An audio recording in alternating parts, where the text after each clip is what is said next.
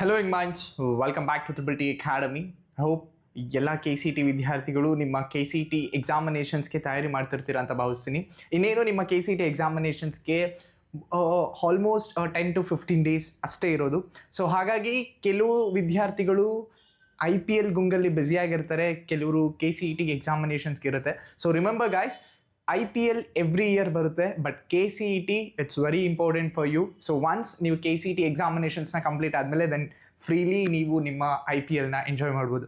So ಹಾಗಾಗಿ don't waste much time on watching IPL matches, but KCET is very important. Concentrate another 10 to 15 days in KCET, then you can enjoy your IPL.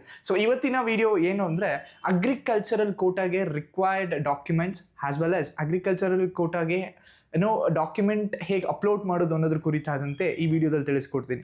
So ಈ ಒಂದು agricultural Kota ಯಾರಿಗೆ apply ಆಗುತ್ತೆ ಅಂದರೆ, during ನಿಮ್ಮ KCET applications, online applications ಹಾಕಬೇಕಾದ್ರೆ ಯಾರೆಲ್ಲ agricultural ಕೋಟಾನ claim ಮಾಡಿದ್ರು, ಅಂದರೆ ಆ ಒಂದು ಕಾಲಮ್ನ ಫಿಲ್ ಮಾಡಿದ್ರು, ಅಂಥ ಸ್ಟೂಡೆಂಟ್ಸ್ ಮಾತ್ರ ಈ ಒಂದು ಅಗ್ರಿಕಲ್ಚರಲ್ ಡಾಕ್ಯುಮೆಂಟ್ಸ್ನ ಅಪ್ಲೋಡ್ ಮಾಡಬೇಕಾಗುತ್ತೆ. So you can see this agricultural quota 2025-26 documents upload link. So ಇದ್ರ ಮೇಲೆ ಕ್ಲಿಕ್ ಮಾಡಿದ್ರೆ, so the last date for ಈ ಒಂದು ಡಾಕ್ಯುಮೆಂಟ್ಸ್ನ ಅಪ್ಲೋಡ್ ಮಾಡೋದಕ್ಕೆ last date is 15th of April 2025. So 15th of April 2025ಗೆ ಯು ಕ್ಯಾನ್ ಅಪ್ಲೋಡ್.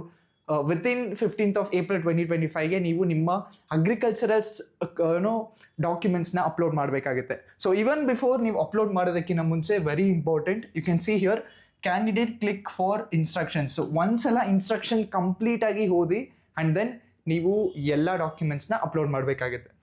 ಸೊ ಮೊದಲನೇದಾಗಿ candidates read instructions carefully. So first one is keep scan original documents mention in the notification PDF format only.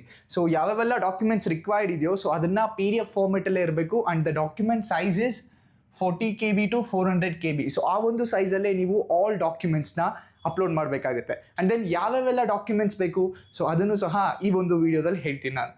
The candidate should use their CET application number to log in to website. So ನೀವೇನಾದರೂ document upload ಮಾಡೋದಕ್ಕೆ you should use your application number. Application ಹಾಕಬೇಕಾದ್ರೆ ನಿಮ್ಗೊಂದು application number ಕೊಟ್ಟಿರ್ತಾರೆ, ಆ ನಂಬರ್ನ ನೀವು use ಮಾಡಿ ನೀವು ಲಾಗಿನ್ ಹಾಕಬೇಕಾಗುತ್ತೆ. Candidate will receive OTP. So you all know that registered mobile ನಂಬರ್ಗೆ OTP ಬರುತ್ತೆ, then you can proceed forward for applications. So upload the documents, choosing upload options by selecting yes or no. Candidates, please note that uploading all relevant documents applicable to you is mandatory. So ನಿಮಗೆ ಯಾವುದೆಲ್ಲ relevant documents ಕೇಳಿದ್ದಾರೆ so ಅದನ್ನು ನೀವು upload ಮಾಡಬೇಕಾಗುತ್ತೆ. That is very very important.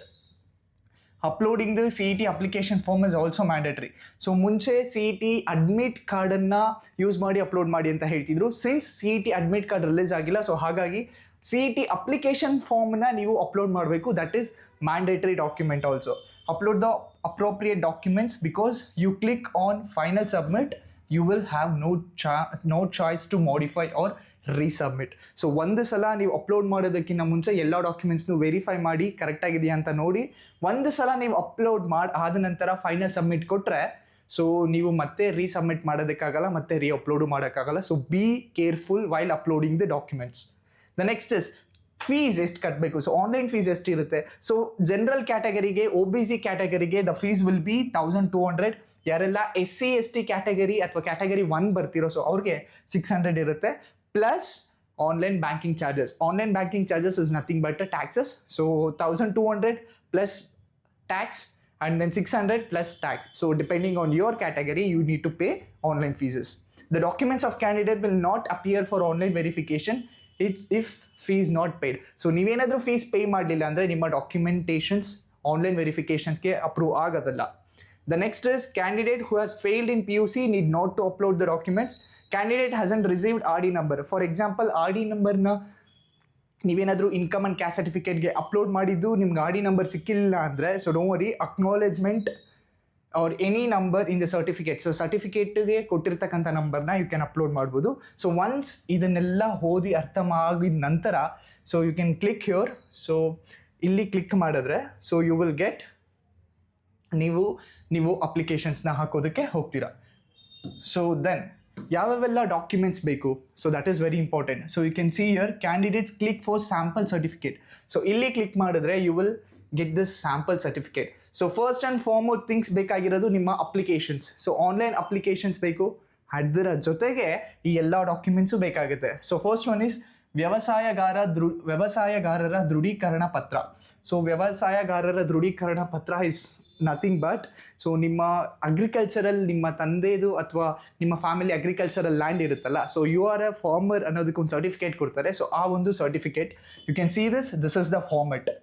And the next one is ವ್ಯವಸಾಯಗಾರರ ಕುಟುಂಬದ ಸದಸ್ಯ ದೃಢೀಕರಣ ಪತ್ರ. So for example individual land ಇರಲಿಲ್ಲ ಅಂದರೆ, ಫ್ಯಾಮಿಲಿ ಲ್ಯಾಂಡ್ ಇದ್ದರೆ, ಸೊ ಅದಿನ್ನೂ ಇಂಡಿವಿಜುವಲ್ ಕನ್ವರ್ಟ್ ಆಗಿಲ್ಲ ಅಂದರೆ, ಸೊ ಫ್ಯಾಮಿಲಿ ಲ್ಯಾಂಡ್ದು ದೃಢೀಕರಣ ವ್ಯವಸಾಯಗಾರರ ಕುಟುಂಬ ಸದಸ್ಯ ದೃಢೀಕರಣ ಪತ್ರವನ್ನು ಸಬ್ಮಿಟ್ ಮಾಡಬೇಕಾಗುತ್ತೆ.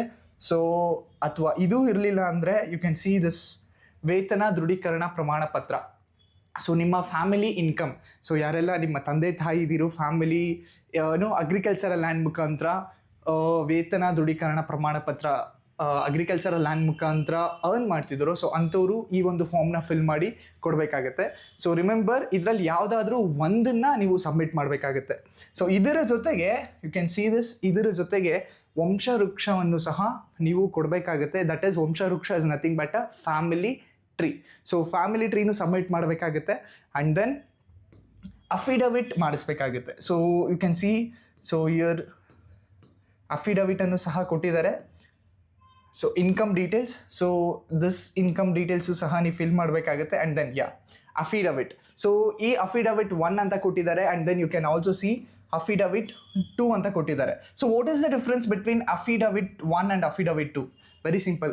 So affidavit 1 is nothing but, you can see this format of affidavit to be submitted by the candidate or a parent or a guardian who has agriculture or agricultural labor, agriculture related allied occupations is the only source of income. So affidavit 1 ಏನಪ್ಪ ಹೇಳುತ್ತೆ ಅಂದರೆ, ಯಾವ parents agricultural basis ಮೇಲೆ ಇನ್ಕಮ್ನ earn ಮಾಡ್ತಿದ್ದಾರೋ, agricultural ಲ್ಯಾಂಡಿಂದ ಆಗಿರ್ಬೋದು ಅಥವಾ agricultural related ಆಗಿ income earn ಮಾಡ್ತಿದ್ದಾರೋ, agriculture is the only source of income. So ಅಂಥ ಸ್ಟೂಡೆಂಟು ಅಫಿಡವಿಟ್ 1 ಸಬ್ಮಿಟ್ ಮಾಡಬೇಕಾಗುತ್ತೆ. ಸೊ ಅಫಿಡವಿಟ್ 2 ಏನು ಹೇಳುತ್ತೆ ಅಂದರೆ, ಯಾವ ಒಂದು ಪೇರೆಂಟ್ಸು ಬರೀ ಅಗ್ರಿಕಲ್ಚರಿಂದ ಮಾತ್ರ ಅಲ್ವಾ, ಬೇರೆ ಸೋರ್ಸ್ ಆಫ್ ಇನ್ಕಮ್ಮು ಸಹ ಬರ್ತಿದೆ, ಸೊ ಅಂಥ ಸ್ಟೂಡೆಂಟು ಅಫಿಡವಿಟ್ 2 ಸಬ್ಮಿಟ್ ಮಾಡಬೇಕಾಗುತ್ತೆ. So this is the documents that you need to be submit. So once you also go through all the documents and all the instructions before you apply for the quota. So remember, the last date for uploading all the documents is 15th of April 2025. So ಈ ಒಂದು agricultural Kota ಯಾರು upload ಮಾಡ್ಬೋದು? So those ನಿಮ್ಮ online application ಹಾಕಬೇಕಾದ್ರೆ ಯಾರೆಲ್ಲ agricultural ಕೋಟಾನ choose ಮಾಡಿದ್ರೋ ಅಂಥ student ಮಾತ್ರ ಈ ಒಂದು agricultural quota online document upload ಮಾಡೋದಕ್ಕೆ ಸಾಧ್ಯ ಆಗುತ್ತೆ. So I hope this is clear. Once ನೀವು ಅಪ್ಲೋಡ್ ಮಾಡೋದಕ್ಕಿಂತ ಮುಂಚೆ go through this instruction and then sample certificate carefully and understand everything and then prepare all the documents, be ready and then upload. So I hope this is clear. So ಯಾರೆಲ್ಲ ಮೊದಲನೇ ಸಲ ನಮ್ಮ ಚಾನಲ್ನ view ಮಾಡ್ತಿದ್ರು, so don't forget to subscribe our channel. ಇದೇ ರೀತಿ latest KCET ಅಪ್ಡೇಟ್ಗಳು ನಮ್ಮ ಚಾನಲಲ್ಲಿ ಅವೈಲಬಲ್ ಆಗ್ತಾ ಹೋಗುತ್ತೆ.